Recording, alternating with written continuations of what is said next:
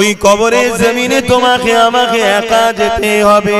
প্রতিদিন এই মাটি তোমাকে আমাকে ডাকে আর বলতে লাগে, এ মানুষ্য জাতি রে, এত অহংকারের সঙ্গে আমার বুকের ওপর দিয়ে ঘুরে ঘুরে বেড়াচ্ছি, জানিস আমার বুকের ভেতরে তোকে একদিন আসতে হবে। আমি কবর একা থাকার জায়গা, আমি কবর পোকামাকড়ের জায়গা, আমি কবর অন্ধকার জায়গা। এই কবরে আসার আগে তৈরি হয়ে আয়, নচে তোর এখানে কিন্তু বড় কঠিন মুসিবতে পড়বি। এ যুবকেরা, তরুণীরা, বাপেরা, এখানে এতগুলো বাপ ভাই বসে আছে, মা বোনেরা দূরে দূরে আছে, কেউ কি বলতে পারবেন কালকে তো দূরের কথা, আজকে সূর্য ডুবার আগে আপনার জিন্দেগিটাও ডুবে যেতে পারে। অথচ আল্লাহ পাক কোরআনের মধ্যে বললেন, ওয়াল তানজুরু নাফসুম মা কদ্দামাত লিগাদ, প্রতিটা নফসের উচিত পরকালে বেশি বেশি করে ভাবা কি হবে আমার পরকালে। এই দুনিয়ার জিন্দেগি তো আসল জিন্দেগি নয়, আসল জিন্দেগির জন্য তো দুনিয়ার জিন্দেগিতে পরীক্ষা দিবার জন্য এসেছি। আসল জিন্দেগি যে জায়গায়, ওখানে দুটো জায়গা আছে, একটা হলো চিরশান্তির আর একটা হলো চির কষ্টের। যেমন যৌবনে যদি তুমি আমি মেহনত করে নি, তাহলে দুনিয়ার জমিনে তুমি আমি প্রতিষ্ঠিত হয়ে যাব। আর যদি যৌবনের সময় পড়াশোনা না করে খেলাধুলা করে যদি 20-30 বছর কাটিয়ে দিই, তাহলে কিন্তু পরবর্তী জীবনটা তোমার আমার বেকার হয়ে যাবে। এই দুনিয়াবি জিন্দেগিতে তুমি আমি যদি একটু কষ্ট করতে পারি, আসল জায়গা পরকালে, ওখানে তুমি আমি শান্তি পেয়ে যাব। আর এখানে যদি তুমি আমি আনন্দ ফুর্তির মধ্যে কাটিয়ে দিই, তাহলে আখিরাত তোমার আমার বরবাদ হয়ে যাবে। হে নওজওয়ানেরা, তরুণেরা, হে নবী পাকের প্রেমিকেরা, এরপরও বলে যে আল্লাহ তওবাকারীকে বড় পছন্দ করে। যারা অন্যায় করে ফেলেছে, যারা ভুল করে ফেলেছে, যারা অন্যায় হয়ে গেছে, ভুল খাতা হয়ে গেছে, এখনো সময় আছে, তওবা করে না। বাকি জিন্দেগিটা আমার রাসূলুল্লাহ দ্বীন ইসলামের পাহারাদার হয়ে কাটার, বাকি জিন্দেগিটা আমার রাসূলুল্লাহর হয়ে গোলামি করে কাটার, বাকি জিন্দেগিটা যিনি দিয়েছে তিনার দাসত্ব করে কাটার। এ যুবকেরা, তরুণেরা, বাপেরা, আখিরাত বড় ভয়ানক হবে। তওবা করে নাও, তওবা করে নাও, কেন আল্লাহ তওবাকারীকে বড় পছন্দ করে। আল্লাহ পাকের কাছে ক্ষমাটা চেয়ে নাও।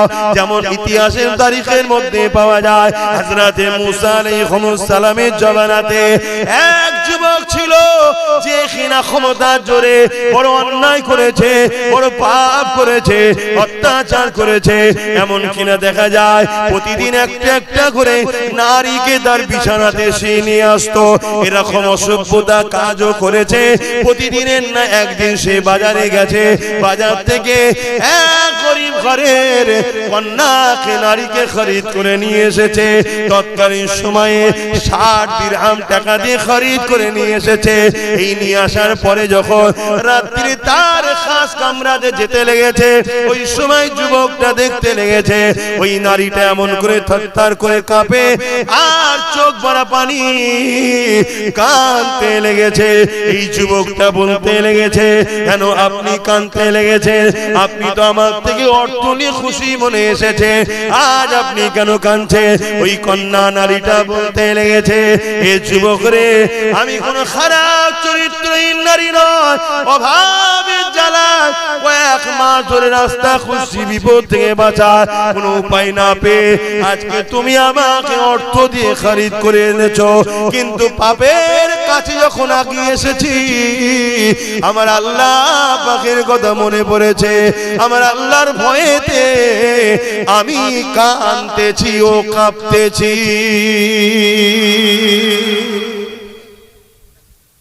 আল্লাহকে ভয় করো যুবক, আল্লাহকে ভয় করো। এই যুবকটা যখন ওই মেয়েটার মুখ থেকে, ওই বান্দির মুখ থেকে যখন এই খবরটা শুনলো, আল্লাহর ভয়ে সে কাঁপতেছে, আল্লাহর ভয়ে সে কাঁদতেছে।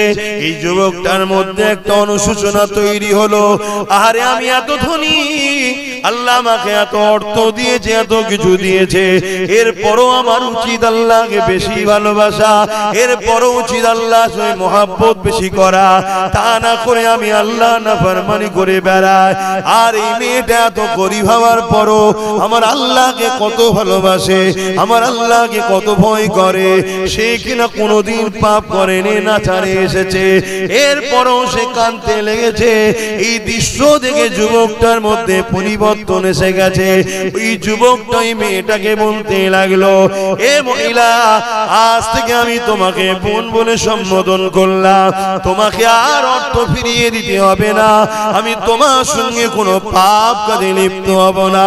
তবে হ্যাঁ, একটা কথা বলবো, আমি তোমাকে সাক্ষী রেখে তওবা করতে চাই, আমি জনমের মতো পরিবর্তন হতে চাই, আর কোনোদিন শরাব পান করব না, আর কোনোদিন নোংরা কাজ করব না। এ আল্লাহর বান্দি রে, তুমি আমার জন্য সাক্ষী থেকে যাও। ওই মেয়েটার সামনে সাক্ষী রেখে ওই যুবকটা তওবা করে নিল। আল্লাহর বান্দিটা চলে গেল। এই যুবকটা রাত্রে কান্না শুরু করলো, ও রাব্বি আল্লাহ, কত অন্যায় করেছি, কত ভুল করেছি, কত পাপ করেছি, আজ আমি তওবা করলাম, আপনি কি আমাকে ক্ষমা করে দেবেন, মাফ করে দেবে। এইভাবে কাঁদতে কাঁদতে কাঁদতে কাঁদতে গভীর রাত হয়ে গেছে। আরে ছেলেটা কাঁদতে কাঁদতে কখন বিছানাতে পিঠ দিয়ে শুয়ে পড়েছে। সূর্য উঠেছে, লোকেরা সবাই উঠতে লেগেছে, সূর্য উঠেছে, লোকেরা সব প্রতিবেশীরা উঠতে লেগেছে, সবাই ওই বাড়ির দিকে তাকিয়ে রয়েছে। সবাই জানে গ্রামের এই ঘরের যুবকটা বড় ক্ষমতাশালী, বড় অর্থশালী, বড় নোংরা ছেলের বিরুদ্ধে কেউ কিছু বলতে পারে না। তাই সবাই অপেক্ষা রয়েছে, না জানি আজকে আবার কোন মহিলা সর্বনাশ করলো। কিন্তু ঘরের দরজার গোড়ায় যারা আগিয়ে এসে যাবার পথে দেখতে লেগেছে, ঘরের দরজায় গায়েবী ভাবে লেখা হয়ে গেছে, গত রাত্রে এই যুবকটা আল্লাহ পাকের কাছে তওবা করে নিয়েছে। আর আমার আল্লাহ তওবাকারীকে বড় পছন্দ করে, আমার আল্লাহ এর গুনাহ মাফ করে দিয়েছে। এর জানাজা যারাই মরবে, আমার আল্লাহ পাক তাদেরও গুনাহ মাফ করে দেবে। অর্থাৎ ওই যে কাঁদতে কাঁদতে ঘুমিয়েছে, ওই ঘুমটা ঘুম আর ছিল না, ওই ঘুমটা যুবকের জন্য মওত হলো। ওই যুবকটা কত সৌভাগ্যবান, মরণের আগে তওবা করে নিল, আল্লাহ তাকে মাফ করে দিল। আমি কখন মরবো আমি জানি, বলো আপনারা জানেন? আপনি কখন মরবেন কেউ জানে? কালকের অপেক্ষা নয়, আজকেই তওবা করুন।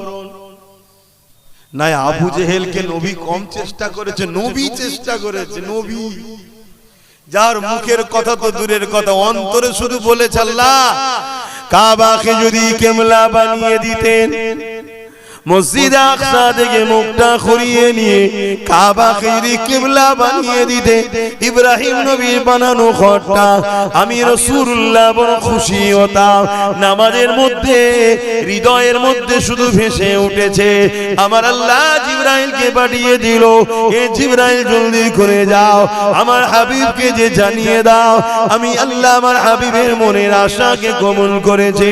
দূরে কাত নামাজ পড়া হয়ে গেছে, এখনো দূরে কাত বাকি আছে, বাকি দূরে কাত। আমার হাবিব যেদিকে খুশি, আমি আল্লাহ বা সেদিকে খুশি। কাবার দিকে মুখ করে কিয়ামত পর্যন্ত এটাই কিবলা হয়ে গেল। যে রাসূলুল্লাহ মুখ দিয়ে বলেন, অন্তরের মধ্যে উদিত হয়েছে, আল্লাহ সঙ্গে সঙ্গে নামাজের মধ্যে যে না 4 রাকাত হয়ে যায়, পরে রক্ত থেকে হবে খনি। না না না বন্ধু, তুমি যখন চেয়েছো এখনই কিবলা বানিয়ে দিলাম, সেই সেই রাসূলুল্লাহ আবু জেহেলকে কত বুঝিয়েছে, কত পরিবর্তনের জন্য চেষ্টা করেছে, কিন্তু আল্লাহ জানিয়ে দিয়েছে হাবিব যার অন্তরে আমি মোহর মেরে দিয়েছি সে কখনো পরিবর্তন হতে পারবে না। এ যুবক পরিবর্তন হও গো, তওবা করো, চেষ্টা করো, আল্লাহর কাছে সিজদায় পড়ে কাঁদো, ও রাব্বি আল্লাহ কেন আমি গান শুনতে চলে যাই, কেন আমি ফাংশনে চলে যাই, কেন আমি নামাজ থেকে দূরে থাকি, কেন আমি গান শুনি ভুল রাস্তায় যাই, ও রাব্বি আল্লাহ কেন আমি জালিমদের সঙ্গে দল করে ফেলেছি, এখনো কেন মন যাচ্ছে তাদের সঙ্গে যাবার, এখনো কেন মন যাচ্ছে হারাম অর্থর দিকে। এইভাবে আল্লাহর কাছে পানা চাও, সাহায্য চাও, কেননা আজ যদি তুমি সাহায্য না চাও, পানা যদি না চাও, মনে রেখে দিও ভাইদান ময়দানে মাশরটা বড় ভয়ানক হবে, যেদিনে তোমার পাশে কেউ দাঁড়াবার থাকবে না, ওই দিনে তোমার ফের কথা বলারও কেউ থাকবে না, ওই দিনে কারো কোনো জোর চলবে না। আমার আল্লাহ শুধু বলে দেবে যাও তোমাকে আমি জান্নাতি করে দিলাম, রুকারও কেউ থাকবে না। আর যাকে বলবে যাও তোমাকে জাহান্নামী করে দিলাম, ওই জায়গাতে কোনো রকম আর গুঞ্জাইশ শুনবে না। পা দুটো আসমানের দিকে করে জমিনের দিকে পা করে দিয়ে মাথা করে দিয়ে ঘিসড়ে ঘিসড়ে জাহান্নামে নিয়ে যাওয়া হবে। এ যুবক আল্লাহকে ভয় করো। তবে বাপেদের মায়েদের যুবকদের বলে দিয়ে যায় দুনিয়াতে আল্লাহ বা ছাড় দিয়েছে, ছেড়ে কিন্তু দেয়নি। একটা দিন আল্লাহ বা তোমাকে আমাকে উঠাবে, ওই দিনটা হবে ময়দানে মাশর, যে দিনে আল্লাহ বা জিবরাইল আলাইহিস সালামকে বলবে এ জিবরাইল আমার জাহান্নামকে নিয়ে এসে আমার আরশের পাশে বেঁধে দাও। হযরত জিবরাইল আলাইহিস সালাম চলে যাবে, জাহান্নামকে নিয়ে এসে আরশের পাশে বেঁধে দেবে। ৭০,০০০ জিঞ্জির দিয়ে আল্লাহ পাকের জাহান্নামকে বাঁধা হবে। এক একটা জিঞ্জিরে ৭০,০০০ করে ফেরেশতা ধরে রাখবে, কদাপিও জাহান্নামকে ধরে রাখতে পারবে না। জাহান্নাম লম্বা লম্বা জিভ বার করে গুনাহগার উম্মতিদেরকে ধরতে যাবে। এ যুবকের এই দিনটা তো কঠিন দিন হবে, যে দিনেতে বাপ নিজের ছেলেকে জমিনে শুইয়ে তার বুকের উপরে পা দিয়ে দাঁড়িয়ে যাবে, যে দিনেতে ছেলে তার বাপকে জমিনে শুইয়ে তার বুকের উপরে পা দিয়ে দাঁড়িয়ে যাবে, যে দিনেতে মা মেয়ের বুকের উপরে পা দিয়ে দাঁড়িয়ে যাবে, মেয়ে নিজের জনম দুঃখিনী মাকে জমিনে শুইয়ে দিয়ে তার বুকের উপরে পা দিয়ে দাঁড়িয়ে যাবে। এক কথাই যার উপরে যার জোর চলবে তাকে জমিনে শুইয়ে দিয়ে তার বুকের উপরে পা দিয়ে দাঁড়িয়ে যাবে। সাহাবা হুজুররা বলতে লাগলে ইয়া রাসূলুল্লাহ হাবিবাল্লাহ এই রকমটা কেন হবে? আল্লাহ নবী জানিয়ে দিলেন বাবা সাহাবারা, লোহা যেমন আগুনে দিলে পুড়ে পুড়ে লাল হয়ে যায়, সূর্য সেদিন মাথার এক বেগ দেখতে লেখা তো করে আল্লাহ নামিয়ে দেবে, সূর্যের 12 গুণ তাপ আল্লাহ বাড়িয়ে দেবে। এই সূর্যের তাপেতে জমিনটা পুড়ে পুড়ে লাল হয়ে যাবে, এই জমিনে দাঁড়াতে পারবে না। এই যার উপরে যার জোর চলবে তাকে জমিনে শুইয়ে তার বুকের উপরে পা দিয়ে দাঁড়াবে। কি হবে এই দিনে যুবক ভাবো, তোমার কোন দাদা এদিন তোমাকে বাঁচাবে, তোমার কোন দিদি এদিন তোমাকে বাঁচাবে? কেন তারাতে গে থেকে কনফার্ম টিকিটে জাহান্নামের লাইনে থাকবে, তারা তো তোমার আমার কাতারও তাকে থাকবে না। তাহলে এই দিনে তোমার আমার কি হবে? এই দিনে যখন আল্লাহ জিজ্ঞাসা করবে এ বান্দারে হাত দিয়েছিলাম আমি, আমার জন্যই হাতে কি করেছি বল?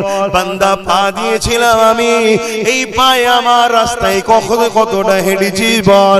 আমার জন্য কি করেছি বল? বান্দারে জবানে কথা দিয়েছিলাম আমি, এই জবানের কথা তালিয়ে আমার জন্য কি বলেছে বল। এ আমার বান্দারে, চোখে রোশনি দিয়েছিলাম আমি, এই চোখে রোশনি নিয়ে তুই আমার জন্য কি দেখেছি বল। বান্দারে, জিন্দেগি দিয়েছিলাম আমি, যৌবন দিয়েছিলাম আমি, তাকত দিয়েছিলাম আমি, জমিন আমার ছিল, আসমান আমার ছিল, গাছ তুই লাগাতিস, ওই গাছকে বাঁচিয়ে সরষের ফুল ফুটিয়ে ফসল ধরিয়েছিলাম আমি। এ বান্দারে, আমার জন্য কি করেছিস বল। কি উত্তর দেবেন বলেন, আমরা আল্লাহর জন্য কি কি করেছি। पैगंबरों का रोज़ा दिखा दे खुदाया, दरे मोदद से मिला दे खुदाया, शराबे मुहब्बत पिला दे खुदाया, पैगंबरों का रोज़ा दिखा दे खुदाया। अल्लाहुम्मा सल्ली अला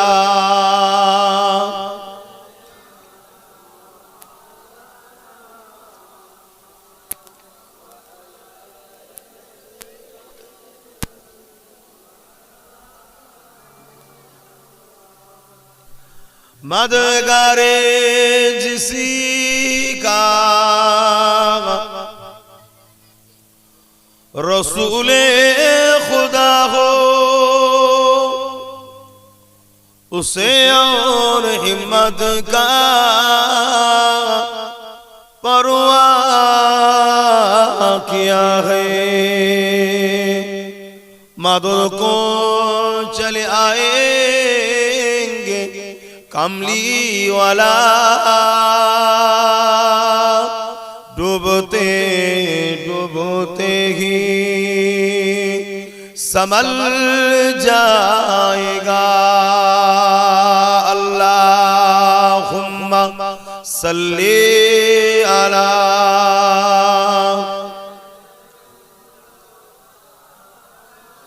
वला आली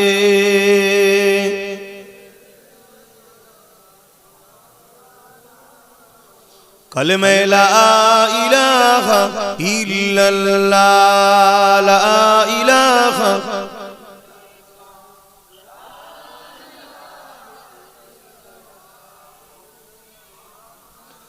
हस्बी रब्बी जल्लल्लाह, माफी क़ल्बी ग़ैरुल्लाह, हस्बी रब्बी जल्लल्लाह, माफी क़ल्बी ग़ैरुल्लाह, नूर मुहम्मद सल्लल्लाह, हक़ ला इलाहा इल्लल्लाह, ला इलाहा ला इलाहा इल्लल्लाह, मुहम्मदुर रसूलुल्लाह, ला इलाहा इल्लल्लाह, ला इलाहा इल्लल्लाह। पढ़ो पढ़ो, जबान खुले खुले पढ़ो। ला इलाहा इल्लल्लाह, ला इलाहा ला इलाहा इल्लल्लाह, मुहम्मदुर रसूलुल्लाह। अल्लाहुम्मा सल्ली अला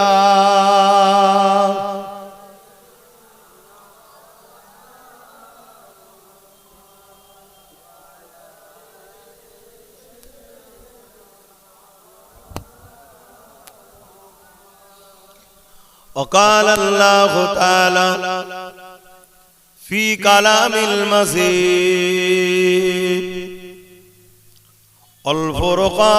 الفرقان الحميد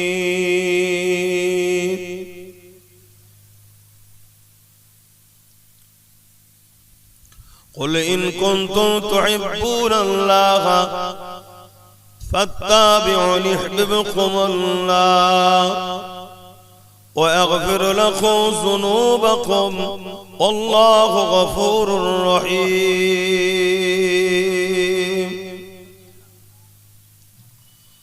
উপস্থিত আমার আব্বা জানেরা,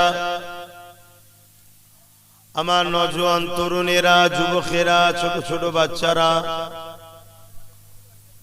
উলামা হযরত, হাফেজে কোরআন, নামাজি, মুত্তাকি, পরহেজগার ইমাম সাহেবগণেরা, দূর দূরান্তে অবস্থিত আমাদের সকলের মা ও বোনেরা, আল্লাহ পাকের দরবারে শুকরিয়া, এই শীতের দুপুরে খাটাখাটির মানুষ আপনারা কাজ কাম করে এসে কোন রকম দুটো খাওয়া দাওয়া করে একটু শীত ঘুম বিছানায় পেট না দিয়ে আপনারা জান্নাতের বাগানে এসে বসেছেন। আল্লাহ যে আপনাদেরকে নিয়ে এসে বসার তৌফিক দিয়েছেন, তাই সকলে একটু জবান খুলে মহান স্রষ্টা শুকরিয়া আদায় করে বলি আলহামদুলিল্লাহ। হয়তো একটু বিছানায় পিঠ দিলে একটু আরাম হতো, কিন্তু মনে রাখবেন এই জান্নাতের বাগানে কি হলো, মাইকে সমস্যা হচ্ছে কেন? এই জান্নাতের বাগানে বসা তরুণ আল্লাহ আমাদের ছোট ছোট গুনাহগুলো মাফ করে দিয়ে থাকেন, জোরে বলুন সুবহানাল্লাহ। আল্লাহ নবী আরো বলেছেন, যেখানে কোরআনের মাহফিল দেখবে, দ্বীন ইসলামের মাহফিল দেখবে, সাহাবা হুজুরদের বলেছেন ওটা হলো জান্নাতের একটা টুকরা বাগান, ওখানে গিয়ে তোমরা বসবে। সাহাবা হুজুররা জিজ্ঞেস করলেন বসলে কি হয়? আল্লাহ নবী বললেন, আমার আল্লাহ তাদের উপরে রাজি ও খুশি হয়, জোরে বলুন সুবহানাল্লাহ। হয়তো ঘরে থাকলে একটু বিছানায় পিঠ দিলে জানটা আরাম হতো, কিন্তু এখানে বসে আল্লাহকে রাজি খুশি করতে পেরেছি। আর আমার আল্লাহ যাকে যত পরীক্ষা নেবে, ভালোবাসবে, তাকে দুনিয়ায় কিন্তু তত বেশি কঠিন পরীক্ষাও নেবে, এটা নিয়ম। আপনি ভাববেন না এমনি এমনি জান্নাত পেয়ে যাব, আপনি ভাবছেন না কি এমনি এমনি আপনারা ইসলাম পেয়ে গেছেন। অনেক ঝড়, অনেক বাধা, অনেক পাহাড় অতিক্রম করে আজ আপনাদের এলাকায় ইসলাম এসেছে। আর আমার আল্লাহ পাকের সিস্টেমই এটা।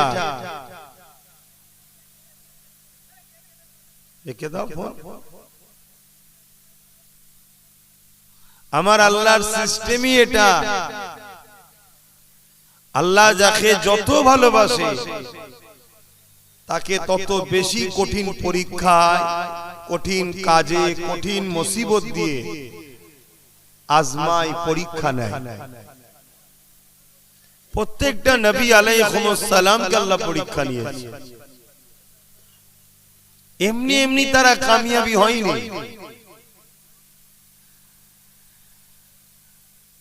সাহাবা হুজুরদেরকেও পরীক্ষা নিয়েছে।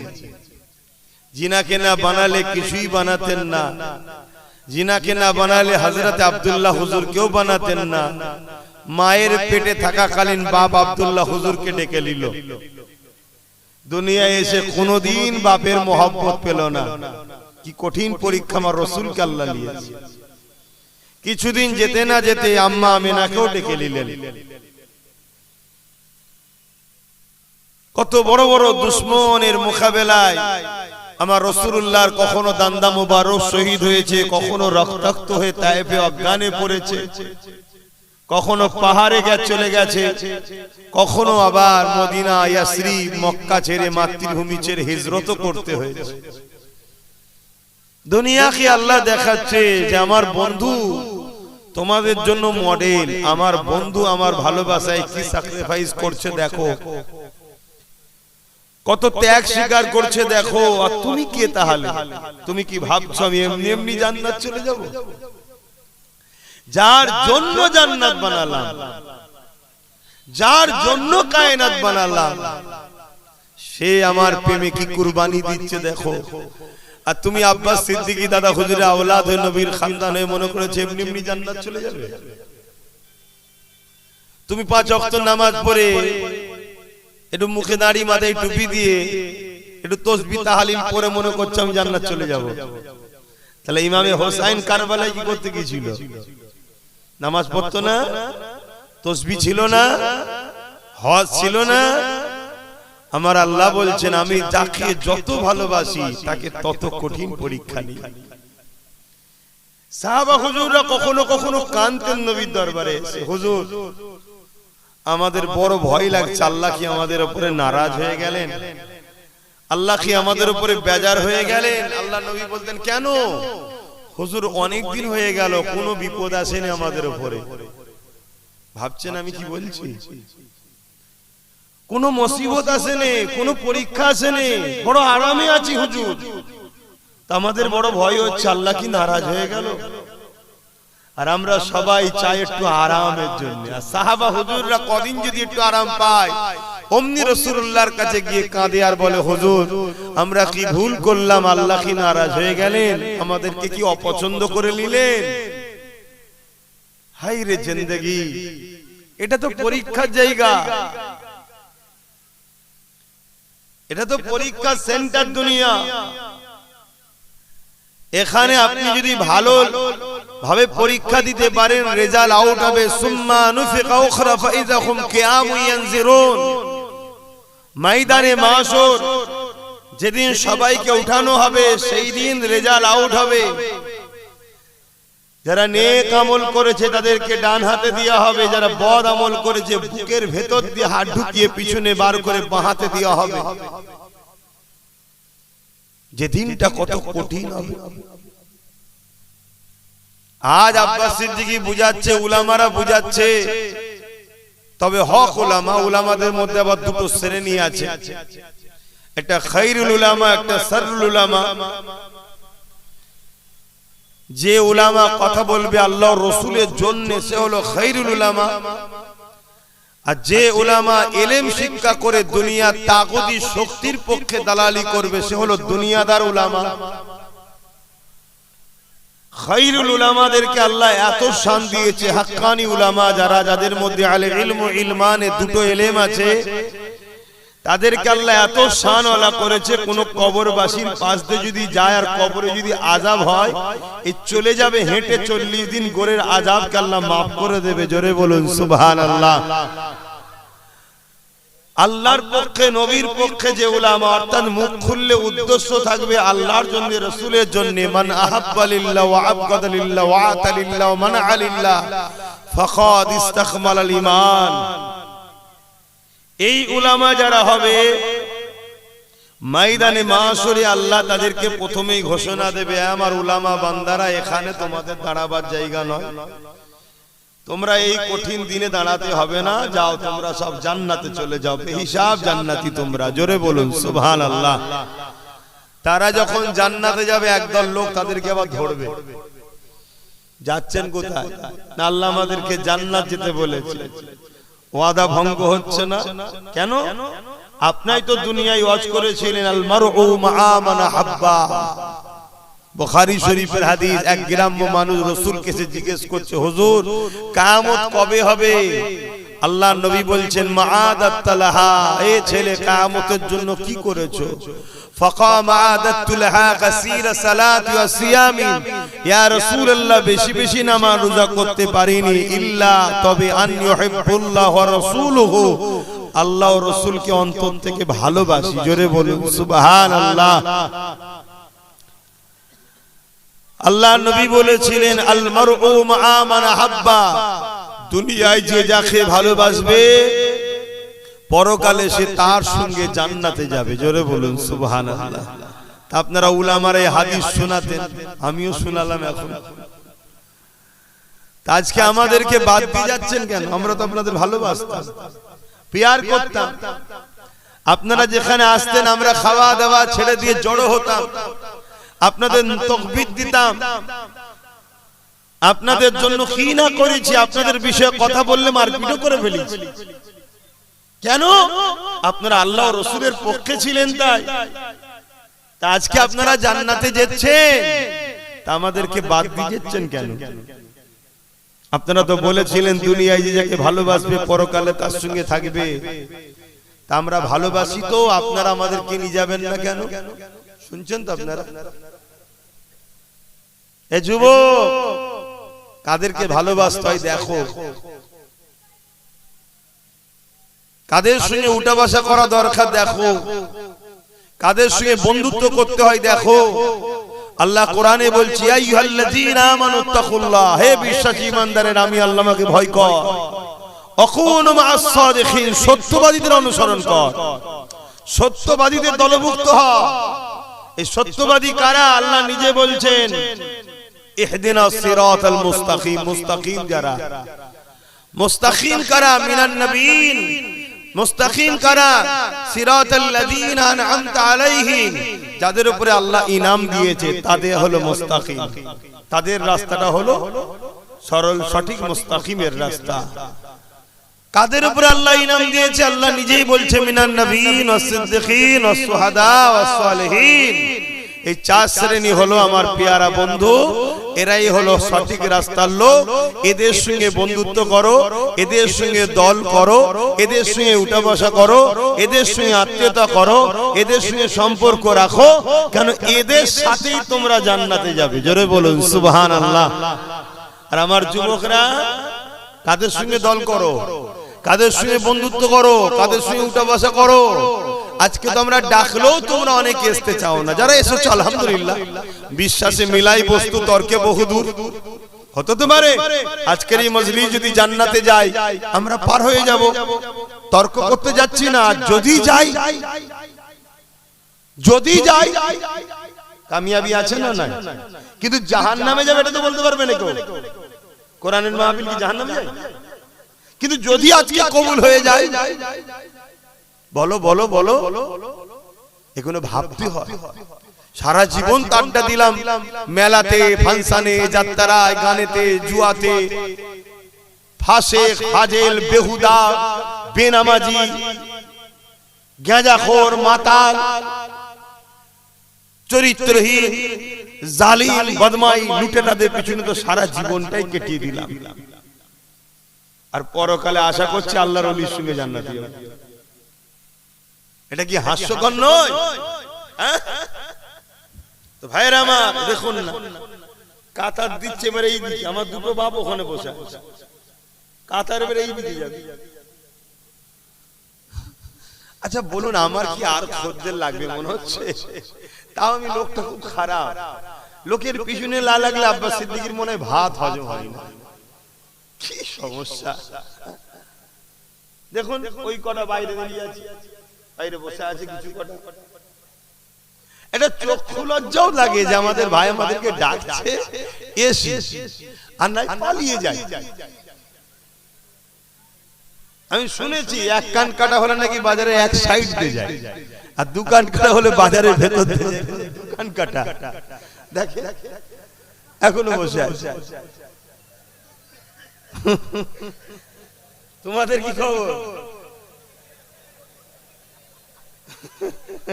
ধান তুলবে নাকি? কি গো, আমার কথা খারাপ লাগছে? হায় হায়, ভালো দুনিয়া নেই এখন, ভালোর ভাত নেই। কেড়ে নেবে, মেরে নেবে, বন্দুক দেখাবে, বোম দেখাবে, তারাই এখন নেতা। বড় বড় সব ডক্টর, বড় বড় এমবিবিএস, বড় বড় শিক্ষিত লোক দাঁড়ালে ভোট পাচ্ছে না। চোর ডাকাত, খুনি, বদমাই, লুটেরা, চরিত্রহীন, ডাকাত, ফেরেববাজ, বাটপার, তারাই সব জিতে যাচ্ছে। কি দুনিয়া এলো! এটা মাওলানা হাফেজ সাহেব, মৌলী সাহেবকে দাঁড় করিয়ে দাও, কি ফতোয়া চলবে বাপরে বাপ। আর 3টে 4টে মার্ডার কেসের আসামি, কোনো ফতোয়া নেই। কি সমাজে ঘটছে না ঘটেনি? তো যা আমি যে কথা বলছিলাম, কিয়ামতের দিন আল্লাহ ওই আলেম বান্দারা আল্লাহ পাকের কাছে আবার আসবে। আল্লাহ পাক একদল লোক দুনিয়ায় আমাদেরকে পিয়ার করত, তারা আজকে ময়দানে মাহশরে দাঁড়িয়ে আছে। তারা আমাদের কাছে বলছে যে আমরা তাদেরকে যেন সাথে করে জান্নাতে নিয়ে যায়, কিন্তু রাসূল বলেছিলেন যে যাকে ভালোবাসবে তার সঙ্গে জান্নাতে যাবে। আজ আমরা শুনিয়েছিলাম, এই হাদিস শুনিয়েছি আমরা। আল্লাহ নবী আল্লাহ পাক বলবেন আমার বান্দা তো সত্য বলছে, এই ফেরেশতা যাও এই উলামা বান্দাদের সঙ্গে তাদের সাথীদেরকে মাননেওয়ালা ভালোবাসা দিগকে জান্নাতি করে দাও। জোরে বলুন সুবহানাল্লাহ। ওই ছেলেটা ওকে হাত ধরে টানছে, বলছে আয় জান্নাতে আয়, আয় জান্নাতে আয়। ও বলছে আমি জান্নাতে যাব না, কপাল ফাটা জাহান্নামে যাতা হালে। কি কপাল ফাটা জাহান্নামে যাতা হালে, যাবিনি যখন কি করবি? আহা বাবেরা আসি খুশিতে বলছি ঠিকই। ও বাবারে, সব বেঁধে বুঝে জলসা হয়, আর এগুলো গায়ে না দিলেও আবার ঠান্ডা লেগে যাচ্ছে। কিয়ামত তো কঠিন হবে, মাথার এক বেগ দেখতেলে এক হাত উপরে আল্লাহ সূর্য নামিয়ে দেবে। মানুষ তার মাথার খিনুগুলো গলে গলে নাক দিয়ে ঝরে ঝরে পড়বে। গল্প বলছিনি আমার ভাই, আমার আব্বা, আমার মায়েরা, মন দিয়ে শোনেন, গল্প বলছি না। কিয়ামত এত কঠিন হবে যেদিনে বাপ ছেলেকে চিনবে না, ছেলে বাপকে চিনবে না, মা মেয়েকে চিনবে না, মেয়ে মাকে চিনবে না, অর্থাৎ চিনেও তার সাথ দেবে না। এই কিয়ামত যেদিন কিন্তু উলামাদেরকে যারা দুনিয়ায় ভালোবেসেছে, হাক্কানি উলামা যারা দ্বীনের জন্য লড়াই করেছে, আল্লাহ তাওহীদকে জন্য, আল্লাহ নবীর রিসালাতের জন্য, ইনসাফের জন্য, মানবতার জন্য, আল্লাহর সৃষ্টির জন্য যে উলামারা লড়াই করছে, এই উলামাদের যারা সাথ দেবে কিয়ামতের দিন তারা তাদের সাথে জান্নাতে যাবে। জোরে বলুন সুবহানাল্লাহ। খুব ভালো করে বোঝে। আমার রাসূল বলছে তোমরা যদি আল্লাহর দয়া পেতে চাও তাহলে আল্লাহর সৃষ্টির উপরে দয়া করো। তোমরা যদি আল্লাহর দয়া পেতে চাও আল্লাহর সৃষ্টির উপরে দয়া করো। এক ইহুদি এসে আমার রাসূলকে জিজ্ঞেস করছে ইসলামের সবথেকে ভালো কাজ কি? আল্লাহ নবী বলছেন খোদার তোকে খানা খাওয়ানো। জোরে বলুন সুবহানাল্লাহ। সেই ধর্ম আমাদের, কিন্তু আজকে সেই ধর্মকে সবাই মিলে মিটাবার জন্য উঠে পড়ে লেগেছে। হাত্তাকে আমার কলিকাতার মতো শহরে প্রকাশ্য মিডিয়ায় বাইট দিচ্ছে যে ইসলাম মুক্ত বাংলা চাই, ইসলাম মুক্ত ভারত চাই, ইসলাম ও মুসলমানকে রাখবো না আমরা এদেশে। বলছে না, বলে না, কিন্তু আমাদের পরিকল্পনা কি? এত বড় কথা বলেছে, এটা সংবিধানের পক্ষে না বিরুদ্ধে? তার কোনো ব্যবস্থা হচ্ছে? তার কোনো মামলা হয়েছে? তাকে কেউ অ্যারেস্ট করছে? তাহলে বুঝতে হবে এদের কথাকে তারা সাপোর্ট করছে যারা ক্ষমতার আসনে বসে আছে। এই জায়গায় আমাদের ভূমিকাটা কি? আমরা না আল্লাহর গায়েবী সাহায্যের আশায় আছি, না নিজেরাও কমসে কম ডিফেন্সের জন্য প্রস্তুত হয়ে আছি। কি যে আমাদের মনের আশা জানি না। আর আমাদের ঘরে এইগুলো জন্ম হয়েছে, আমাদের জন্য এদেরও কপালটা ফাটছে। প্রত্যেকে তার বাচ্চার ভবিষ্যৎ ভাবছে, আমরা আমাদের বাচ্চার ভবিষ্যৎ ভাবি না। যে আমাদের সময় যদি এত ভয়ানক ঘোষণা হতে পারে তাহলে আমাদের বাচ্চাদের সময় কি হবে একবার ভাবছি না। আর যদিও বা আব্বাস সিদ্দিক একটু ভেবেছে, আমারই কওমের এক শ্রেণীর মানুষ আমাকে তো গালি গালাজ দিতে কিচ্ছু আর বাদ দেয় না, বাপ মা তুলে সব দিন রাত গাল দিচ্ছে। আবার আমার কওমের মধ্যে অনেকে আবার যাতে এক না হয়ে যায় এটাকে আবার ডিভাইড করার জন্য পরিকল্পনা করছে। চলো আল্লাহর খুশির জন্য চেষ্টা করছি, বাকিটা আল্লাহর ফয়সালা। কিন্তু আমার কওমের মানুষ ইচ্ছা করে হোক আর অইচ্ছাকৃত হোক আল্লাহর দ্বীনের দুশমন হয়ে দাঁড়িয়ে গেছি আমরা। ইচ্ছা করে হোক আর অইচ্ছাকৃত হোক, জেনে বুঝে হোক বা না জেনে হোক, আমাদেরকে জালিমরা যাদের জন্য আমরা সব করেছি তারাই আজকে আমাদের কাছ থেকে আল্লাহ ছেড়ে দিয়েছে, রসুল ছাড়িয়ে দিয়েছে, তারাই আজকে আমাদের ঘরে এমন একটা জায়গায় নিজে দাঁড় করিয়ে দিয়েছে, আমরাই আমাদের অখাপের দুশ্মন, মসজিদ মাদ্রাসার দুশ্মন, আমরাই বড় দুশ্মন হয়ে দাঁড়িয়েছি। কেন? যে শক্তি দ্বারা ওরা আমাদের মসজিদ মাদ্রাসা মিটাচ্ছে, ওই শক্তিতে ওদেরকে শক্তিশালী আমরাই করেছি। কথা বলুন, ভুল বলছে? তাহলে মূলত কেউ মসজিদ মাদ্রাসা ভাঙছে, কেউ মসজিদ মাদ্রাসার বিরুদ্ধে আইন করছে, কেউ মসজিদ মাদ্রাসার বিরোধী আইনকে সাপোর্ট করছে, আর তাদেরকে ক্ষমতায় আনার পিছনে আমাদেরই। তাহলে ওরা ডাইরেক্ট মসজিদ মাদ্রাসার দুশ্মন, আর আমরা ওদেরকে সহযোগী হিসেবে মসজিদ মাদ্রাসার দুশ্মন হয়ে গেলাম। কি জবাব দেবেন? আপনি কি ভাবছেন ওই দিন ওর বাবু ওই দিন দেখা যাবে খুনি গোলে মালে জাহেব করি দিগুদি হয়ে যাবে খুনি? এটা ভাবছেন না? বলে আমাদেরকে জিজ্ঞেস করেন না, প্রত্যেকটা মানুষকে ময়দানে মাশরে একটা পুল পার হতে হবে, একটা রাস্তা পার হতে হবে, পুল ব্রিজ পার হতেই হবে প্রত্যেকটা মানুষকে। যে পুল, যে রাস্তাটা চুলের থেকেও সরু, হীরের থেকেও ধার, প্রত্যেককে পার হতে হবে। ইমানদার চোখের পালক ফেলার আগে ওই পুল পার হয়ে যাবে ইমানের জোরে। জোরে বলুন সুবহানাল্লাহ। তাকে পার করাবেন কে? আল্লাহ। সব ক্ষমতার মালিক তো একজনই, আল্লাহ। এই যে হাত লাড়াচ্ছে, এটা আমার ক্ষমতা নয়, তো আল্লাহর ক্ষমতা, আমাকে ব্যবহার করতে দিয়েছে।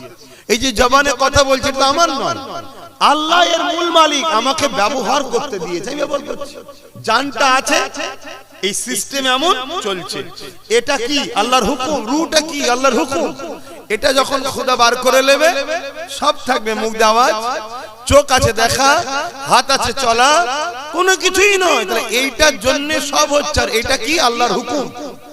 কথা বুঝে আসছে? তো সেই জায়গাতে ওই ফুলকে আল্লাহ চোখের পালক ফেলার আগে ইমানদারদের ঘরে আল্লাহ পার করিয়ে দেবে। জোরে বলুন সুবহানাল্লাহ।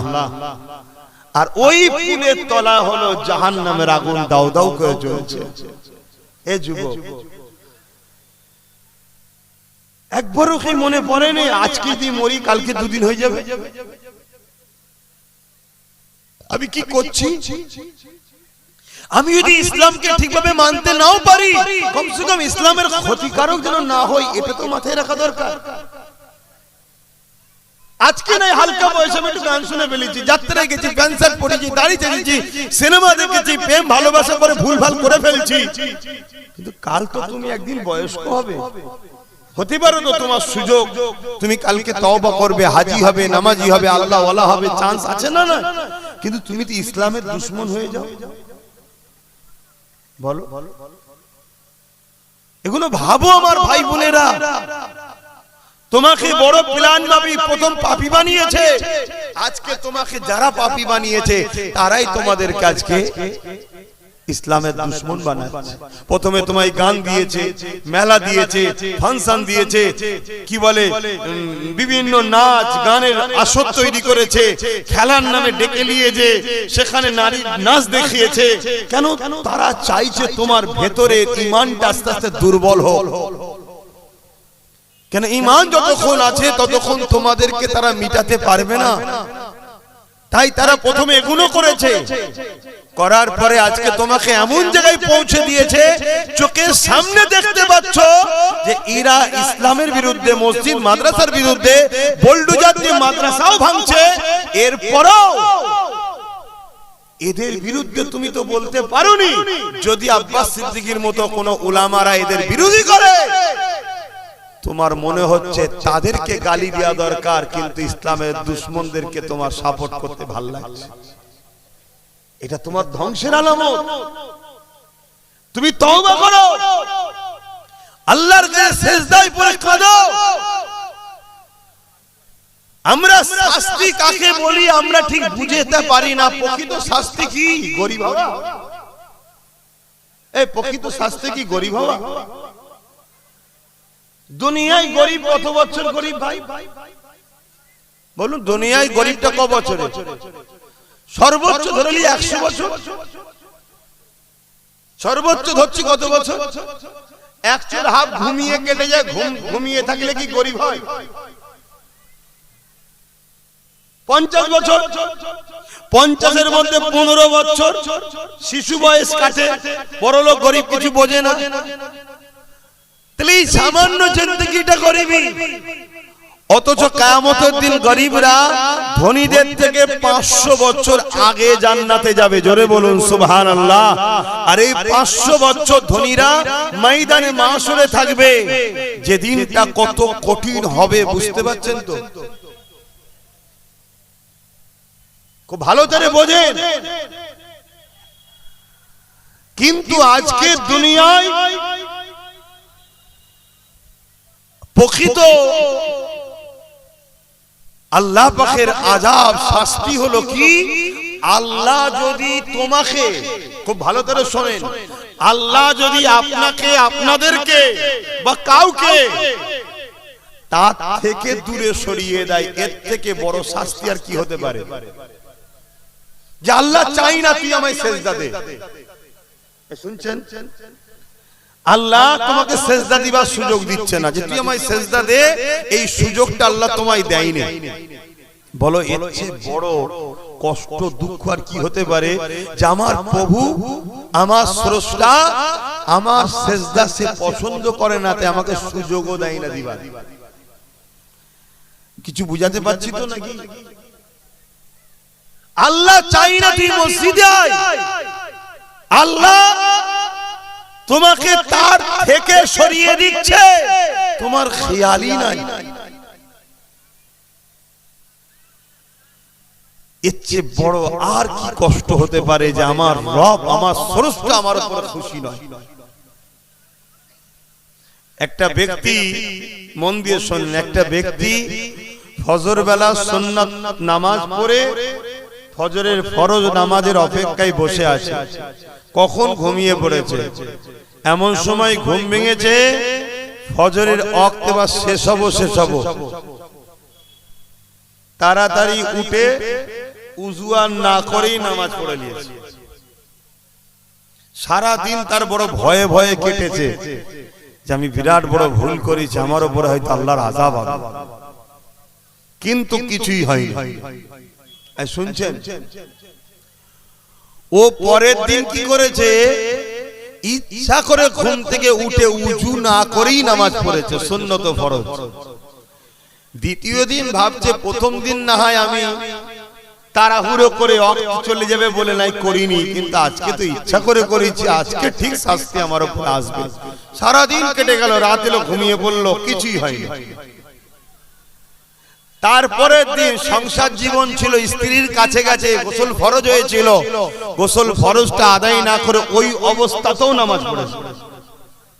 শুনছেন?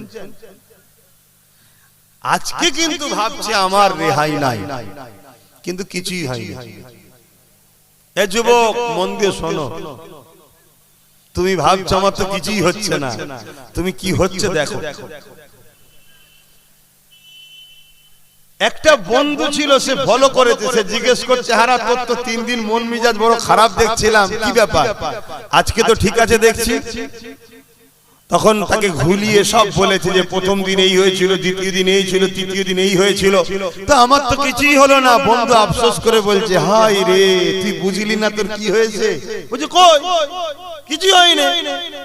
তখন বন্ধু জিজ্ঞেস করছে, কি হলে তুই ভাবতিস? আমি ভেবেছিলাম হয়তো আমার হাত ভেঙে যাবে, পা ভেঙে যাবে, কি অ্যাক্সিডেন্ট হবে, কি কোনো বিমারে পড়ে যাব, কি আসমান থেকে কিছু আমার উপরে আযাব আসবে, কই কিছুই হলো না তো। তখন বন্ধু আফসোস করে বলছে, যদি এগুলো কাজ হতো তাহলে হালকার উপর দিয়ে হতো, অনেক বড় শাস্তি আল্লাহ তোকে দিয়েছে, তুই বুঝতে পারিসনি। কি শাস্তি? আল্লাহ তোকে ইসলাম থেকে বার করে দিয়েছে, তোর খেয়ালই নাই। শুনছেন কি বলছি? আমার কওমের ছেলে যুবক, তুমি ভাবছো আমি গান শুনছি, ফাংশনে যাচ্ছি, যাত্রায় যাচ্ছি, মসজিদের দুশমনদের সঙ্গে দল করছি, মাদ্রাসার দুশমনদের সঙ্গে যাচ্ছি, কই আমার তো কিছুই হচ্ছে না। আমি লোককে মারি, গরিবকে মারি, একে মাথা ফাটাই, ওর জমি দখল করি, আমার তো কই কিছুই হচ্ছে না। এমন তো নয়, আল্লাহ তোকে ইসলাম থেকে বার করে দিচ্ছে। আর যে ইসলাম থেকে বেরিয়ে যাবে তার কবরে ঢোকার সাথে 99টা সাপ দেবে, দুমুখো সাপ আসবে এবং তাকে সারা জীবন জাহান্নামে জ্বলতে হবে। আর একজন গুনাহগার যদিও জাহান্নামে ঢোকে, আযাব খাটার পরে একদিন না একদিন বেরিয়ে এসে আসবে, কিন্তু বেঈমান যে ঢুকবে, ইসলাম থেকে যে বেরিয়ে যে ঢুকবে, সে কোনোদিন আর জাহান্নাম থেকে বেরোতে। তো তোমার আমার কি একটু ভয় লাগছে না? হায় হায় হায়, যখন এসব গুলো দেখি, আলোচনা করি আর ভাবি আল্লাহ এরকম হয় কেন? আবার কোরআনে সূরা বাকারার কথা মনে পড়ে যে আল্লাহ বলছেন খতামাল্লাহু আলা কুলুবিহিম, যাদের অন্তরে আল্লাহ মোহর মেরে দেয় তারা পরিবর্তন হবার নয়। আল্লাহ রাসূল বললেন আখিরি জামানায় একটা দিন আসবে আমার উম্মতরা প্রচুর মার খাবে। শুনছো তো আমার জীবন? এই ভাইরা শুনছো তো নাকি? আল্লাহ নবী বললেন একটা সময় আসবে আখিরি জামানায় আমার উম্মতরা প্রচুর মার খাবে। এমন কি রাসূল বলেছেন ক্ষুধার্ত পশুরা যেভাবে খাদ্যের উপরে ঝাঁপিয়ে পড়ে, আমার উম্মতের উপরে একদল মানবরূপী পশুরা ঝাঁপিয়ে পড়বে। আজকে বিভিন্ন জায়গায় মব লিঞ্চিং করে আমাদেরকে হত্যা করা হচ্ছে না? কথা বলেন, হচ্ছে না? হয়নি? কন্টিনিউ হচ্ছে, রোজ হচ্ছে। আরে মিডিয়ায় তো খুব কম আছে, এর থেকে আরো হাজারো গুণ হচ্ছে। যে গুণ আমরা মিডিয়ায় দেখছি এটা তো খুব কম, এর থেকে আরো হাজারো গুণ মেরে ফেলে সব মেরে ফেলছে। আর যারা মারছে তাদের পিছনে শাসকদের হাত আছে। শাসক বলছে চিন্তা করিস না, খুব যদি বড় আন্দোলন হয় তোকে ধরে কোন রকম নিয়ে আসবো, শুধু আন্দোলনটাকে ট্যাকেল করার জন্য হালকা ধারা দেবো, টুক করে বেরিয়ে চলে যাবে, আবার কে মারবি? শুনছেন তো নাকি? কিছুদিন আগে দেখলেন না আমারই বাংলাতে ওই কে যেন প্যাটিস নাকি বিক্রি করতে গিয়ে মার খেলো? দেখেছেন তো নাকি? তবে মার খাওয়ার কপালও করেছি আমরা, কি করা যাবে? তো মার খেলো, খাবার পরে একটা চারিদিকে ঝড় উঠেছে, নিন্দার ঝড়। মমতা দেখছে রে মোল্লা যত দিদি না কেস দি না ধুরি, তাহলে তোমার ভোটটা চলে যাবে। ওপরে ফোন করলো, হ্যালো একটু দেখাবার মতো করে ধরতে হবে, বুঝলেন? না হয় মুসলমান জেগে গেলে আবার আমার পাশ থেকে চলে গেলে, নওশাদের দিকে তো এমনি মুসলমান হু করে যাচ্ছে, তাহলে রুকে রাখতে পারবো না। এদের যদি রুকে না রাখি, ওরা যদি এক জায়গায় হয়ে যায় না, তোমাদের সাইজ করে ফেলবে। কথা বুঝে আসছে? একটু ধরতে হয়, তাহলে তাড়াতাড়ি ধরে ফেললো। ধরতে দেরি, বেরোতে দেরি হয়। কি ভুল বলছি? আবার জেল থেকে বেরিয়ে গেল না? আর যখনই জেল থেকে বেরিয়ে গেল, প্যাটিসওয়ালা ভাবছে এবার আমাকে মেরে ফেলবে, জানে খুন করে দেবে একদম। ওই জন্য ও বেচারিও তাড়াতাড়ি তবলা তবলি করছে, নিজের দেশের ঘরে পালিয়ে গেছে। কি বুঝছেন আমার আওয়াজ? বুঝতে পারছেন তো নাকি? আমি ওই সকল মৌলী সাহেবদের মতো নয় যারা ইসলাম মানে শুধু দাড়ি টুপি নামাজ রোজা মসজিদ মাদ্রাসা বোঝে। আমি ওই দলের লোক নয়। আমি নামাজ রোজা দাড়ি টুপি মসজিদ মাদ্রাসাও যেমন ইসলাম, তেমন অন্যায়কে মিটাবার নামও ইসলাম। আমি এই হুজুরদের দলে। কথা বুঝে আসছে নাকি? আমার নবীর মিশনটা কি ছিল? আমার নবী জালিমের বিরুদ্ধে লড়াই করে আল্লাহর জমিনে আল্লাহর সৃষ্টি মখলুক বান্দাদেরকে আজাদ করেছে। জোরে বলুন সুবহানাল্লাহ। আবার নবী নামাজও পড়েছে, সাহাবারাও পড়েছে, আমাদেরও পড়তে বলেছে। কথা কিছু বুঝে আসছে? মানে নামাজ পড়তে হবে, ওটা ব্যক্তি জীবনের কল্যাণের জন্য। আর সামাজিক কল্যাণের জন্য দুর্নীতিকে বন্ধ করতে হবে, জুলুমকে বন্ধ করতে হবে, খুনকে বন্ধ করতে হবে, রেপকে বন্ধ করতে হবে, নেশাকে বন্ধ করতে হবে। এটা কি ইসলাম নয়? কথা বলে। তো এইগুলো বন্ধ করতে গেলে ভালো ভালো রাজনীতির নেতাও দরকার আছে না? নাই? এই কথা বলছেন না? এখন আপনার মসজিদের ইমাম যদি বলে সামনে পঞ্চায়েতে এই বুথ থেকে আমি দাঁড়াবো, ওই গ্রামে যারা নামাজ পড়তো তারা ইমামের বিরুদ্ধে প্রথম দাঁড়াবে, ঠিক তো নাকি? এই ইমাম সাহেব এই কাজ করলো কেন, ওই ইমামকে আর রাখা যাবে না। এই নামাজিগুলোকে দেখে আমার মাঝে মাঝে ভয় হয়, যদি উমর ফারুক যদি আজকে এসে বলতো আমি আর্ধেক পৃথিবী চালাই আবার নামাজ পড়বো, এই মুসল্লিগুলো উমর ফারুকের বিরুদ্ধেও লেগে যেত, ওর পিছনে নামাজ হবে না কেন, ও নেতা। কথা বুঝছেন তো নাকি? আমার কথা ভুল হয়ে গেল নাকি? তোমার গ্রামে বলো, প্রত্যেকটা গ্রামে সব থেকে স্বচ্ছ ভালো লোক কে? আমাদের মাঝে ইমাম। তো সেই ইমাম হয় কি করে? আপনি নামাজ হবে না তো? ইমাম তো সে যে ওই গ্রামের মধ্যে সব থেকে ভিআইপি, তাই তো সেই ইমামতি করছে। তার পিছনে তবে দেখতে দেওয়া হবে। মসজিদে দাঁড়িয়ে আছে 50 জন, ওই 50 জনের মধ্যে থেকে যদি কেউ থাকে ইমামের থেকেও ভিআইপি, তাকে ইমামতি করতে হবে। শুনছেন তো নাকি? তাহলে সেই জায়গায় ইমামকে যখন আমি এত সৎ মনে করি, এত স্বচ্ছ মনে করি, এত ভালো মনে করি, তাহলে সেই ইমাম যদি বলে যে হারা আমি একটু দাঁড়াই না, তাহলে বিরোধী হয় কেন? আচ্ছা, ইমামকে দাঁড়াতে হবে না। ইমাম যদি বলে এক কাজ কর, আমি তো তোর ইমাম, আমার ভাইটা তো ও জেনারেল লাইনে পড়াশোনা করেছে, এলে একে কমসে কম দাঁড় করা, আমি দায়িত্ব নিচ্ছি, আমার ভাই কোনো সমস্যা করবে না, করলে আমি ইমাম আছি। ইমামের কথা বিশ্বাস করবে? তাহলে মুসলমান নিজের কওমে ধর্ম গুরুকেই বিশ্বাস করে না, এ জাতিকে লুটবে না তো কাদের লুটবে? আজ আমি আব্বাস সিদ্দিকী জলসা করি, ধর্ম প্রচার করি, আমি নাই কোনো জায়গায় দাঁড়াইনি, দেখুন আমি আমার ভাইটাকে দিয়েছি, তুই দাঁড়া। আর আমি লোককে বলেছি যে আমার ভাইয়ের সাথ দাও, আমি জিম্মেদার হচ্ছে আমার ভাইয়ের সাথ দাও। আমার কথা শুনে অনেক জায়গার মানুষ দিয়েছে, বিশেষ করে ধন্যবাদ জানাই ভাঙরের মানুষকে, তারা জিতিয়েছে আমার ভাইকে। কি আমার ভাই কাজ করছে না? করে। পুরো বাংলায় সব জায়গায় লড়াই করছে না? করে। হ্যাঁ কি না বলবে তো? না হয় সেটা বলো যে না করেন। আজকে একদিকে দিদি ওয়াকাবের বিরুদ্ধে, মুদি ওয়াকাবের বিরুদ্ধে, আর নওশাদ কি সুপ্রিম কোর্টে কেস চালাচ্ছে। এখনো যে কটা মসজিদ মাদ্রাসা কবরস্থানের উপর আঘাত হয়নি, এর কেস চালানো তো এখন রুকে আছে। এখনো খোঁজ রাখেন আপনারা? আপনারা তো তা রাখবেন না কেন? 200 টাকা তো দেয়নি, মুরগির বিরিয়ানি দেয়নি, খোঁজ নেই। তো যাক, একটা জিনিস বুঝাতে গিয়ে বললাম, ভাবুন কি আবার বলাটা হারাম হয়ে গেল যে এইটা কি হলো? সর্বনাশ সর্বনাশ সর্বনাশ। তওবা তওবা তওবা। জলসার মাহফিলে, ধর্মীয় মাহফিলে এ কি হলো? এটা মনে হচ্ছে নাকি? যদি এটা মনে হয়, সেই দিন মনে হয়নি নবী দিবসের ব্যানারে যখন ফাসেক ফাজেল, ইসলাম বিরোধী, পাক হতে জানে না, পিশাব করে ইস্তেঞ্জা করে পবিত্র হতে জানে না, ইসলামের দুশ্মন গুলোকে নিয়ে এসে যখন নবী দিবসে মেম্বারে তোলা হয়, মাইক ধরে বলে ভাইও বহেনো বলে, তখন মনে হয়নি এটা কি হচ্ছে? যখন ইফতার পার্টির নামে আমার ধর্মের একটা ফরজ ইবাদতকে নিয়ে খেলা করা হয়, তখন মনে হয়নি যেটা কি হচ্ছে? যখন কলকাতায় রেড রোডে ঈদের নামাজে মহিলাদের যেতে নেই, মুসলিম মহিলাদেরও যেতে নেই, সেখানে একটা মাদ্রাসা মসজিদ দুশ্মন মমতা যখন রেড রোডে যাচ্ছে, তখন মনে হয়নি যে নামাজকে নিয়ে রাজনীতি হচ্ছে? আমার কথাটাই মনে হচ্ছে রাজনীতি হচ্ছে। তাহলে জানতে হবে তুই কপাল ফাটা হয়ে গেছিস, এই জন্য আমারটাই তোর বুকে ব্যথা হচ্ছে, আর অন্যটা তোকে মনে হচ্ছে এটা ঠিক হচ্ছে। কি গো, আপনাদের বুকে কারো ব্যথা হয় না তো? যদি হয় ওই একই লাইনে, তাহলে আবার কি? ফেলো করি মা কোতেল, তুমি কি আমার পড়?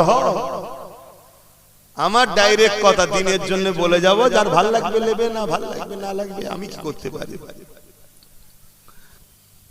আসর থেকে নামাজ আর কাজা নয়। আজকেই তওবা করুন যে আর কখনো খারাপ রাস্তায় নয়, যদিও হয়ে যায় সঙ্গে সঙ্গে আবার তওবা করুন। শুনছেন তো? আবার যদি তওবা করার পরে আবার হয়ে যায়, আবার তওবা করুন। কিন্তু তওবার সময় নিয়তটা যেন পাকা থাকে, কেন আল্লাহ অন্তরের খবর জানে। শুনছো তো ভাইরা? আল্লাহ অন্তরের খবর জানে। রাসূল পাক সাল্লাল্লাহু আলাইহি ওয়াসাল্লামকে সাহাবারা জিজ্ঞেস করছেন, হুজুর যদি তওবা করে আবার যদি পাপ করে আবার যদি তওবা করে কতবার? আল্লাহ নবী বললেন, যতবার তওবা করবে বান্দা আল্লাহ পাক ততবার ক্ষমা করবে। জোরে বলুন সুবহানাল্লাহ। কত দয়ালু আল্লাহ! সেই আল্লাহ ছেড়ে দিয়ে যুবক আমরা দূরে আছি। আমি বলতে আবার বাধ্য হচ্ছি, তোমাদের ওই বাঁশটা দিবার কারণ কি মনে হচ্ছে? ওই বাঁশটা দিবার কারণটা কি মনে হচ্ছে? এইটুকু বিবেক বুদ্ধি জ্ঞান আল্লাহ দেয়নি। ওই বাঁশটা দিবার কারণ হচ্ছে ওইদিকে সরষে চাষ করেছে যাতে চাষের ক্ষতি না হয়, তাই তো না? তাহলে ওই দিকটাই কেন রয়েছে তোমরা? দেখো কাকে বলছি, কে শুনছি।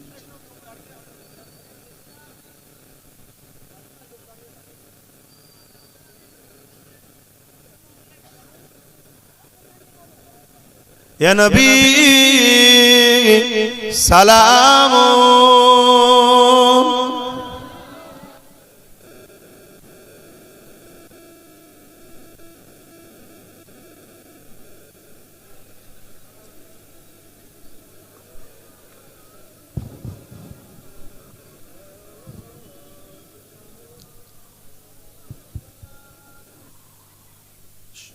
যারা রাস্তায় আছেন নেমে আসেন না, এই সুযোগে নেমে আসেন চচ্চর করে, এখনই তো দোয়া হবে। তালা আল বাদরু আলাইনা মিন শানিয়াতিল ওয়াদাই ওয়াজাবা শুকরু আলাইনা মাদাগা লিল্লাহ আহিদাই ইয়া নবী সালাম ইয়া রাসূল ইয়া হাবিব সালাম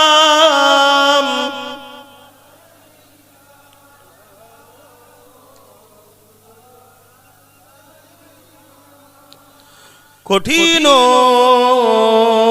হাসরের দিনে কি আছে মোদের কপালে, গুনাহগার উম্মাত আপনার লইবেন সঙ্গে মাহশরে। ইয়া নবী সালাম ইয়া রাসূল সালাম ইয়া হাবিব।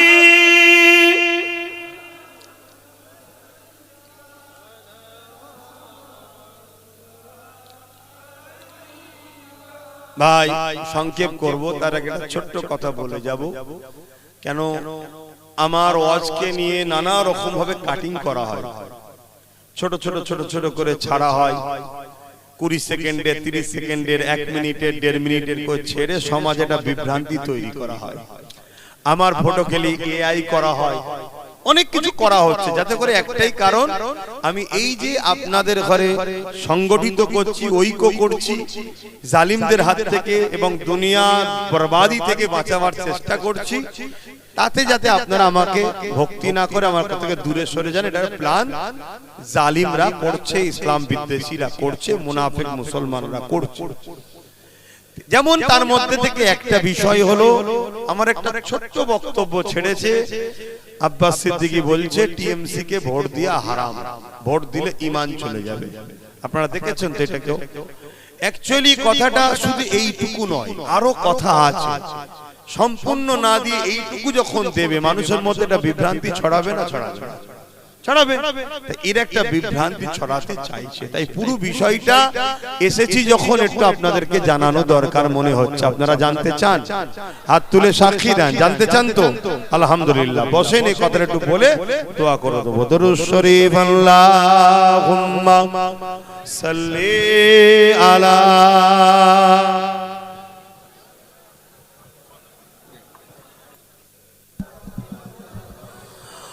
ওয়ালা আলি সাইয়্যিদিনা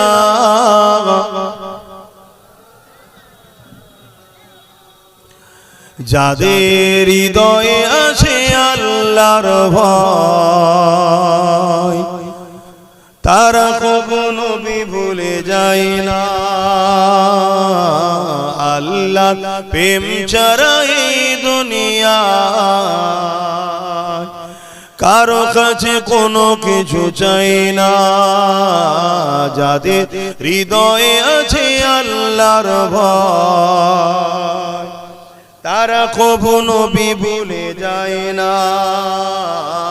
আল্লাহ প্রেম ছাড়া এই দুনিয়া কারো কাছে কোনো কিছু চাই না। রাতের আঁধারে যারা সিজদাতে রয় দু চোখের আশাতে নদী যেন বয়। রাতের আঁধারে যারা সিজদাতে রয় দু চোখের আশাতে নদী যেন বয়। ছলনার ঘাছানি যতই আসো ছলনার ঘাছানি যতই আসো পিছনে ফিরো তাকায় না। যাদের হৃদয়ে আছে আল্লাহর ভয় তারা কখনো ভুলে যায় না। আল্লাহ প্রেম ছাড়া এই দুনিয়া কারো কাছে কোনো কিছু চাই না। দিন কায়েমের পথে যারা অবিচল তারা হলো আল্লাহর প্রিয়জন। দিন কায়েম বলতে কি? দিন কায়েম বলতে কি? যারা এই জমিনের উপর থেকে অন্যায় মিটাতে চায়, ঘুষ মিটাতে চায়, দুর্নীতি মিটাতে চায়, জুলুম মিটাতে চায়, নারীদের অধিকার দিতে চায়, এতিমের অধিকার দিতে চায়, বিধবার অধিকার দিতে চায়, সাম্য শান্তি ন্যায় প্রতিষ্ঠিত করতে চায়, তাওহীদ এর রিসালাতের মেসেজকে প্রতিষ্ঠিত করতে চায়, তারাই তো হলো প্রকৃত আল্লাহর পেয়ারা। এটাই হলো ইসলাম। জোরে বলুন সুবহানাল্লাহ। দিন কায়েমের পথে যারা অবিচল তারা হলো আল্লাহর প্রিয়জন। বাতিলের কাছে যারা হার মানে না বাতিলের কাছে যারা হার মানে না সংগ্রাম করে যায় অমরণ। যাদের হৃদয়ে আছে আল্লাহর ভয় তারা কখনো ভুলে যায় না। আল্লাহ প্রেম ছাড়া এই দুনিয়া কারো কাছে কোনো কিছু চাই না। আল্লাহুম্মা সাল্লি আলা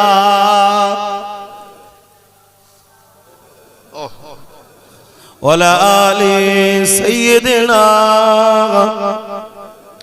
ভাইরা আমার, সংক্ষেপ খুব সময় কম, এখনই নামাজ পড়তে হবে। যে কথা বলছিলাম, অ্যাকচুয়ালি হুজুর পাক সাল্লাল্লাহু আলাইহি সাল্লামের হাদিস পাক মুসলিম শরীফের হাদিস। আল্লাহ রাসূল বলছেন যে অন্যায় দেখলে হাত দিয়ে রুখে দাও, অন্যায় দেখলে হাত দিয়ে রুখে দাও। যদি হাতে রুখতে না পারো মুখ দিয়ে অন্যায়ের প্রতিবাদ করো। যদি মুখ দিয়ে প্রতিবাদ করতে না পারো অন্তর থেকে ঘৃণা করে দূরে সরে যাও। আর অন্তর থেকে ঘৃণা করে দূরে সরে যারা যায় এদেরও ঈমান আছে, কিন্তু ঈমান দুর্বল। ঈমান কি? দুর্বল। তাহলে অন্যায় দেখলে প্রথম নম্বর ঈমানের স্তর হাত দিয়ে রুখতে হবে। যদি হাত দিয়ে রুখতে না পারো মুখ দিয়ে প্রতিবাদ করতে হবে। মুখ দিয়ে প্রতিবাদী করতে না পারো কমসে কম অন্তর থেকে ঘৃণা করে দূরে সরে যাও। এই তিনটের মধ্যে কোনো গুণ যদি তার মধ্যে না থাকে, উপরন্তু সে অন্যায়কে সহযোগিতা করছে, সাপোর্ট করছে, তার মধ্যে ঈমান থাকবে না। কথা মাথায় ঢুকছে? অপরাধী শরীফ মিসকাত শরীফের হাদিস, আল্লাহ রাসূল বলছেন কেউ জালিম জানার পরেও যদি তুমি তাকে শক্তিশালী করতে চাও তাহলে তুমি ইসলাম থেকে বেরিয়ে যাবে। যে ইসলাম থেকে বেরিয়ে যাবে তার ঈমান থাকে। তাহলে প্রথম নম্বর হাদিসটা কি? অন্যায় দেখলে হাত দিয়ে, একটু বলুন বলুন তাড়াতাড়ি বলুন। যদি হাতে রুখতে না পারেন মুখ দিয়ে প্রতিবাদ, আর যদি মুখ দিয়ে প্রতিবাদ না করতে পারেন অন্তর থেকে ঘৃণা করে দূরে সরে যাও। বলুন, মসজিদ, মাদ্রাসা, কবরস্থান, ঈদগাহ, খানকার বিরোধী করা, মিটিয়ে দিবা, ষড়যন্ত্র করা, এটা ন্যায় না অন্যায়? কেন্দ্র সরকার এই ষড়যন্ত্র করছে না করেনি, নাই না অন্যায়? তাহলে অন্যায় যখন হাত দিয়ে রুখতে হবে, যদি হাত দিয়ে রুখতে না পারো মুখ দিয়ে প্রতিবাদ, যদি মুখ দিয়ে প্রতিবাদ না করতে পারো অন্তর থেকে ঘৃণা করতে হবে। তা না করে কোনো মুসলমান যদি কেন্দ্র সরকারকে ভোট দেয় তার ঈমান আছে? এটা আমি প্রথম বলেছি বক্তব্য, সেটা দেয়নি। কেন দেয়নি? আমাকে তো অনেকে প্রমাণ করতে চাইছে আমি বিজেপির লোক, শুনছো তো নাকি? আর মমতা হলো আল্লাহওয়ালা লোক, আমি হলাম বিজেপি। হাই রে মুনাফিক মুসলমান কিছু আছে না? নাই, চেষ্টা করছে। তাহলে এই বক্তব্যটা দিলে তোরা প্রমাণ করতে পারবে না, ওই জন্য এটা দেয়নি। তারপরেরটা দিয়েছে। কি দিয়েছে? তাহলে প্রথমে এর বিরোধী বলেছি যে অন্যায় করছে, এদিকে ভোট দেয় সেই মুসলমানের ঈমান থাকবে না। দ্বিতীয় বলেছি সেই বিজেপির আইন, বা তখন তো দিল্লি চলে যাওয়ার কথা বলেছিল, এখন তো দিল্লি বলে না, এখন আইনটাকেই মেনে নিয়েছে। কি মেনেছে না? মানে না। তাহলে ডাইরেক্ট বিজেপি আইন করেছে, ওই আইনকে বাংলা সরকার মেনে নিচ্ছে। তাহলে ও যে অন্যায় করেছে ও সে অন্যায় করছে না করে না? ও মসজিদ মাদ্রাসার দুশমন, এও মসজিদ মাদ্রাসার দুশমন না? দুশমন নাই। তাহলে নাই করছে না অন্যায় করছে? রাসূলুল্লাহর হাত দিয়ে রুখতে হবে, যদি হাত দিয়ে রুখতে না পারে মুখ দিয়ে প্রতিবাদ করতে হবে, মুখ দিয়ে প্রতিবাদ করতে না পারে একে ঘৃণা করে দূরে থাকতে হবে। তা না করে কোনো মুসলমান যদি একেও ভোট দেয় এই রাজ্য সরকারকে, তার ঈমান থাকবে? আমি তো এইটাই বলেছি, এটাই বলেছি। তাও কি উদ্দেশ্য? মসজিদ মাদ্রাসাকে বাঁচাবার স্বার্থে। কথা বুঝে আসছে?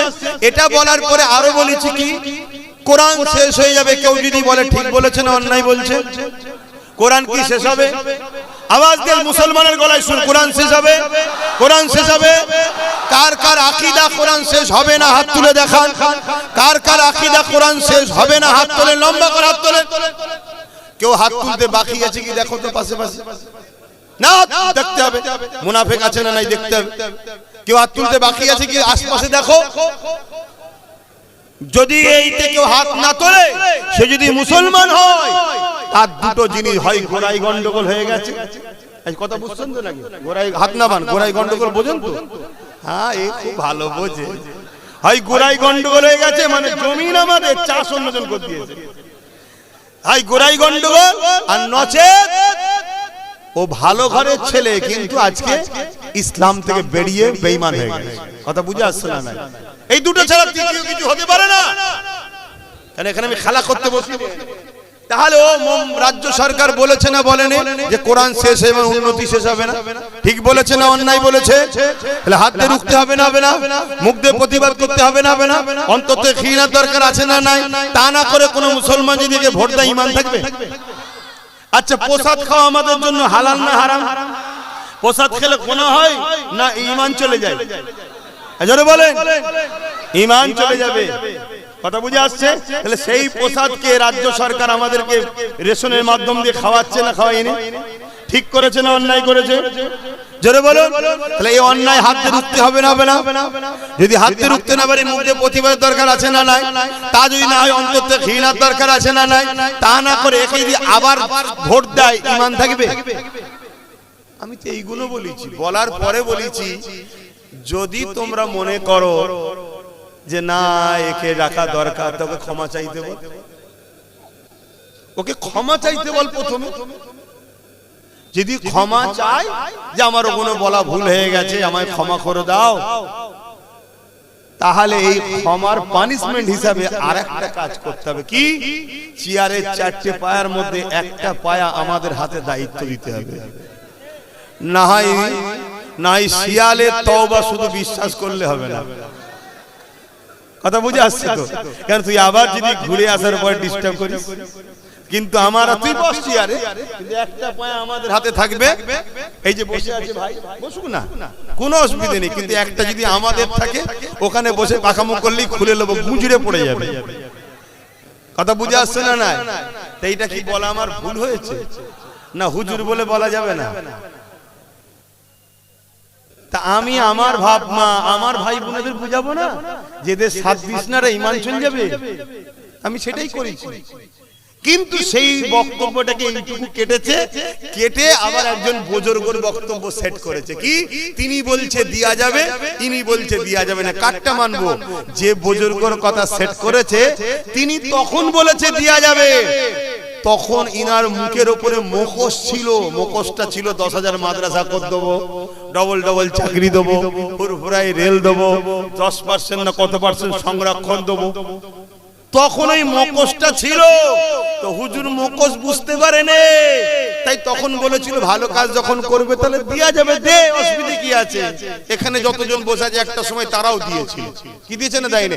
এখন জিজ্ঞেস করো তো দেবে কি। এখন সবাই বলছে জাহান্নামী কবে যাবে, কি বলছে না বলেন কেন, লোক বুঝে নিয়ে জোরে সর্বনাশ। এটা আরো বড় খব্বিস, এটা আরো বড় খব্বিস। আমার সিল আমার নুরা আমারই ভাঙছে দাঁতের গোড়া, ওরাও আমাদের দুশ্মন, কিন্তু আমার সিল আমার নুরা পাইনি, নিজে সিল নুরা নিয়ে এসে মারছে। আর এতে আমার সিল নিয়েছে, আমারই নুরা নিয়েছে, আমাদেরই মারছে। ঠিক না বে ঠিক গো, আমাদেরই ভোটে জিতে আমরাই লড়াই করেছি, আমাদেরকেই মারছে। তো সেই জায়গাতে আজকে কোন মুসলমান যদি এসে সালাম দেয় আপনাকে জবাব দিতে হবে না, হবে না কেন? জবাব দেওয়াটা কি ওয়াজিব? জবাব দেওয়া কি বলবেন তো ওয়াজিব দিতেই হবে, না হয় ওয়াজিব তরক করা কাবিরা গুনাহ হবে। আর ইচ্ছা করে যদি অস্বীকার করে ঈমান চলে যাবে, শুনছেন তো নাকি? কিন্তু ওই লোকটাই যদি কালকে আবার ইসলাম থেকে বেরিয়ে যে এসে সালাম দেয়, জবাব দিতে হবে, জোরে বলেন। তাহলে যখন এ ভালো ভালো কথা বলেছিল করে দেবো, কেউ বলেছে দে, ভুল কি বলেছে, ঠিকই বলেছে। কিন্তু আজকে যখন এর মুখোশটা খুলে গিয়ে অরিজিনাল পেতনি মুখ বেরিয়ে পড়েছে, এবারে আর দেয়া যাবে? কথা মাথায় ঢুকলো। এখন আমি শেষ কথা বলবো, কেন্দ্র সরকার জালিম না জালিম নয়, এটা মানেন আপনারা? আবার একবার সাক্ষী দেন কারা কারা জালিম বলে মানেন কেন্দ্র সরকারকে। ঠিক বলছেন, ঠিক বলছেন, ঠিক বলছেন। হাত নাবান না, হাত না বলে হবে না, একবার দেখতে হবে কেন্দ্র সরকারের লোক আমাদের মধ্যে আছে কিনা। হাত তুলে বলেন কারা জালিম বলে মানেন, কেন্দ্র সরকারকে জালিম বলে মানেন। এবার দেখুন তো ওর দলের লোক কি আমাদের মধ্যে ঢুকে আছে না, দেখতে হবে। নবীর মাহফিলে বসে, দিনের আলোচনার মাহফিলে বসে মুনাফিক চিনা দরকার আছে না? হ্যাঁ, মুনাফিকের সঙ্গে আমরা ঝগড়া করব না, কিন্তু চিনে লবো। এই এমন এক গোড়াই গন্ডগোল কি বলা দরকার আছে না? আর না হয় এটা ভাববো এমন ইসলাম থেকে বেরিয়ে গেছে, দুটোর মধ্যে একটা কি জানা দরকার আছে না? হ্যাঁ, তাহলে কেন্দ্র সরকার জালিম, তাই তো নাকি? দ্বিতীয় আর একটা কথা জিজ্ঞেস করছি, আমার রাজ্য সরকারকে আপনাদের কি মনে হয় জালিম না জালিম নয়? কারা কারা জালিম বলে মানেন হাত তোলেন। আমিও মানি জালিম, হাত লম্বা করে তোলেন যারা তুলছেন। কেন বোলডুজার দিয়ে দুর্গাপুরে রাজ্য সরকার মাদ্রাসা ভেঙেছে, জালিম না জালিম নয়? রাজ্য সরকারের বক্তব্য মাদ্রাসার ছেলেদেরকে মিড ডে মিল দেবো না, কুকুরের বাচ্চাকে মিড ডে মিল খাওয়াবো। তাহলে মাদ্রাসার ছেলেরা কুকুরের বাচ্চাদের থেকেও খারাপ। এত বড় কথা যে বলে সেই রাজ্য সরকার জালিম না জালিম নয়? এই জালিম বলে যারা মানেন পাশে দেখেন কেউ জালিমের লোক আছে নাকি? হাত তোলেন, এমন কেউ নেই তো? হাত নাবান। যদি কেউ হাত না তোলে সেগুলোকে চিনে রাখেন, ব্যাস ওই দুটোর মধ্যে একটা। শুনছেন না শোনেন না? আমার মাদ্রাসার দুশ্মন যদি তো জালিম নয়, তুই মুসলমান কে বললো? তুই তো মুসলিম ধর্মের মধ্যে কলঙ্ক। হয় আমার ধর্মে এসে গেছিস, অন্য কেউ চাষ করে দিয়েছে, আর নাই ছিলিস ভালো ছেলে, কিন্তু আজকে ধর্ম থেকে তুই বেরিয়ে গেছিস। দুটোর মধ্যে একটা, তিনটা কিছু হতে পারে না। এবারে রাসূলুল্লাহ কি বললেন মেসকা শরীফের হাদিস, যে জুলুম করছে দেখো, জানার পরেও তুমি যদি তাকে শক্তিশালী করার জন্য সাপোর্ট করো, তাহলে তার ঈমান। তাহলে কেন্দ্র সরকার জালিম, রাজ্য সরকারও জালিম। এরপরও যদি এদেরকে কেউ ভোট দেয়, সেই মুসলমান থাকবে, ইসলাম থেকে বেরিয়ে যাবে। এটা আমার বাপের কথা না, রাসূলুল্লাহর কথা। আজরে বলেন, তা আমি এই কথা কোনো উম্মকে জানাবো না, আমার মা বাপ ভাই বোনেদেরকে জানাবো না। এই জানিয়ে দিওয়াতে কিছু 2 নম্বর মুসলমানদের খুব কষ্ট হচ্ছে। এই কথা বলার কি দরকার, কি দরকার? এবারে কোরআন থেকে প্রমাণ দেবো, আরো দিন ঘুষিয়ে আসবে। এটা হাদিস দিচ্ছে একদিন, এরপরে আল্লাহর কোরআন থেকে প্রমাণ দেবো ইনশাআল্লাহ। সে সব দলিল নোট করা হয়েছে, সব রেডি করে রাখা আছে, কোরআন থেকে প্রমাণ করে দেবো যেদেরকে আল্লাহর কোরআন কি বলছে এদের সম্বন্ধে। তো যাক, এবারে শেষ কথা, ওয়াকাফকে বাঁচাতে চান কারা কারা একটু হাত তুলে দেখা। আলহামদুলিল্লাহ, নারে তাকবীর, নারে জিহাদ। বাঁচাবার রাস্তা কি? রাস্তায় নেবে শুধু হই হই করলে বেঁচে যাবে? একটা লোক লোহা দিয়ে এটাকে কাটছে, তা যদি কোনো জিনিসকে লোহা দিয়ে কাটে, আমারও যদি সেটাকে যে যে অস্ত্র দিয়ে কাটছে সেই অস্ত্র দিয়েই তো আমাকে রুখতে হবে নাকি? কথা মাথায় ঢুকছে? তাহলে ওয়াকাফকে যারা লুটছে কোন পাওয়ারে লুটছে? জোরে বলুন, সবাই বলুন, কোন পাওয়ারে? রাজ পাওয়ারে। তাহলে আমাদেরকেও ওয়াকাফকে বাঁচাতে গেলে রাজ পাওয়ারের দরকার আছে না নাই? যে পাওয়ারে ওরা আইন করছে ওই পাওয়ার দখল করে আমাদেরকেও আইন করে আবার ফিরিয়ে নিতে। ওরাও 100 বছর ধরে টার্গেট করে আজকে এই জায়গায় গেছে, আমাদেরকেও তো সময় লাগবে, কিন্তু রাস্তা ছাড়তে হবে। অলরেডি আমি জানতে চাইছি দিদি আর মোদি দুজন মিলেই ওয়াকাফের বন্ধু না দুশমন গো? দুশমন। অপরদিকে নওশাদ সিদ্দিকী নবী বংশের আওলাদ, ওয়াকাফের দুশমন না বন্ধু? সে অলরেডি সুপ্রিম কোর্টে কেস চালাচ্ছে, যেটা প্রথম বললাম। তাহলে এই জায়গায় যে ওয়াকাফ বাঁচাতে চাইছে, ওয়াকাফের হয়ে লড়ছে, ওয়াকাফের হয়ে জেল খেটেছে, আমি হুজুর হিসাবে আমি তো পারিনি, সে যখন করছে, আপনি ইমাম হিসাবে পারেননি, সে যখন করছে, তার সাথ দেওয়া দরকার আছে না নাই? কারা কারা আমার সঙ্গে একমত তার সাথ দেওয়া দরকার? হাত তোলে। আলহামদুলিল্লাহ, আল্লাহ কবুল করে, বোন আল্লাহুম্মা আমিন। কিন্তু 500,000-এ বিক্রি হয়ে যাবেন না? যদি বিক্রি হন কি হবে বলেন তো? একটু শুনবেন না? একটু শোনেন কি হবে। এই কিছুদিন আগে বিহারে ভোট হলো। বিহারে শুনছেন তো? কিছুদিন আগে বিহারে ভোট হয়েছে। বিহারে ভোটে বিজেপির মিটিং এ গিয়ে অনেকে খুব নাচা নেমে যাচ্ছে। একটা বোন দেখছিল, একটা মাথায় হাত, একটা কোমরে হাত দিয়ে খুব নাচছে। তার কিছুদিন পরে দেখছি সেবার কাঁদছে। তো মিডিয়া জিজ্ঞেস করছে क्या बात है, क्यों रो रहे हो? बोलছে अरे यार भाजपा वाला 10,000 रुपया दिए थे, हम तो वोट दे दिए, अभी वो लोग जीत के हमारा ही घर तोड़ रहे हैं। ওরা পয়সা দিয়েছিল, ভোট দিয়ে দিয়েছি যাদের বিজেপিকে, এখন তারাই জিতে আমাদের ঘর ভাঙছে। কাল তুমি যদি মনে করো যে পয়সা নিয়ে দিয়ে দেবো, খোদার ঘরকে যখন ছাড়েনি, তোমার ঘর কিরা ছাড়বে মনে হয়? এই ঘরটা ভাঙলে কেউ এর পাশের গ্রামের কেউ আসবে? কিন্তু খোদার ঘরের জন্য সবাই ঝাঁপিয়ে পড়বে। সেই ঘরে যদি এরা হাত দিবার সাহস দেখায়, তাহলে তুমি কি ভাবছো তোমায় ছেড়ে ছেড়ে? অতএব সময় এখনো আছে, নিজের পায়ে দাঁড়াও। আমি জলসা করি, আমি ধর্ম প্রচার করি, আমি হুজুর, আমি কোন জায়গায় দাঁড়াতে পারছি না, তো কি হয়েছে? কিন্তু আমার উচিত, কেউ লড়ছে যখন তার সাথ দেওয়া দরকার। তাই নওশাদের সাথ আমি দিই, আপনারাও দেবেন। আর একটা কথা, এই নওশাদের দিকে শুধু মুসলমান নয়, সর্বধর্মের লোক ঢুকছে। এটাকে রুকার জন্য পরিকল্পনাও হচ্ছে। নতুন নতুন অনেককে নাবিয়ে দেওয়া হবে, নতুন নতুন অনেককে নাবিয়ে দেওয়া হবে। তারা অনেক আবেগ নিয়ে আসবে, কিন্তু তারা নিজেরা মুসলমান কি সন্দেহ আছে? যদি বলেন এত বড় কথা বলছেন, হ্যাঁ, আপনাকে খেয়াল রাখতে হবে তার ভবিষ্যৎটা কি, বর্তমানটা কি। আল্লাহ রসুল বলেছেন, পাহাড় সরে গেছে বিশ্বাস করো, মানুষ পরিবর্তন হয়েছে সহজে বিশ্বাস। তাহলে কাল ভবিষ্যৎটা দেখতে হবে। গতকালকে কেউ একজন ইসলাম কবুল করলো, আজকে তাকে ইমামতির দায়িত্ব দিলেন, একটু দেখা দরকার আছে না? না, ঠিক আছে, ভালো কথা এসেছে তো ভালো কথা, ওয়েলকাম, আহলান সাহলান, মুবারকবাদ, আসেন। কিন্তু আপনাকে দেখবো না 2-3 বছর, কি করছেন আপনি? আর এসেছে যেই খুশি হয়ে বুকা মুসলমান বলছে আপনি ইমামতি করেন, আপনি ইমামতি করেন। বলেন এর থেকে বড় বুকা আর কে আছে? একটু মাথায় রাখা দরকার আছে না? না, আমি জাতিকে বাঁচাবার স্বার্থে বলছি। আর তুমিও যদি সত্যি মুসলমান হও, তাহলে তোমারও তো মনে রাখ করা উচিত নয় যে আমি ইসলাম যখন কবুল করেছি, তাহলে সত্যি তো আমি এক্ষুনি কেন ইমামতি করব? আমার কিছুদিন বিশ্বাসের দরকার আছে না? না, আমার নবীকে আল্লাহ নবী করে পাঠিয়েছে না পাঠাইনি? কিন্তু 40 বছর ধরে মক্কায় মানুষের কাছে রাসূল পাক সাল্লাল্লাহু আলাইহি ওয়াসাল্লামের ব্যাপারটা বুঝিয়েছে, তারপরে প্রকাশ করিয়েছে যে দেখো সিস্টেম এটাই। কিন্তু হঠাৎ করে কেউ মুসলমান হলো আর তুমি তাকে বলছো চলে আসো, এটাই আমাদের ইমাম, ঠকতে হবে। দ্বিতীয় নম্বর, কিছু স্লোগান আছে যে স্লোগানের মধ্যে শিরক আছে, যে স্লোগানের মধ্যে শিরকের গন্ধ আছে। তার মধ্যে একটা স্লোগান হলো বন্দে মাতারাম। এই স্লোগানের মধ্যে শিরক আছে, শুনছেন তো নাকি?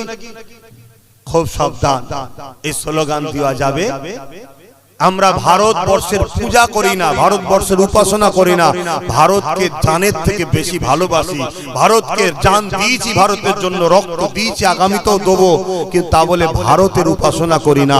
আমরা মুহাম্মদ সাল্লাল্লাহু আলাইহি ওয়াসাল্লামের উপাসনা করি না, আমরা উপাসনা করি একমাত্র কার? হ্যাঁ, একটু বুঝে বুঝে দল করো, দল করতে গিয়ে মুশরিক হচ্ছ না তো?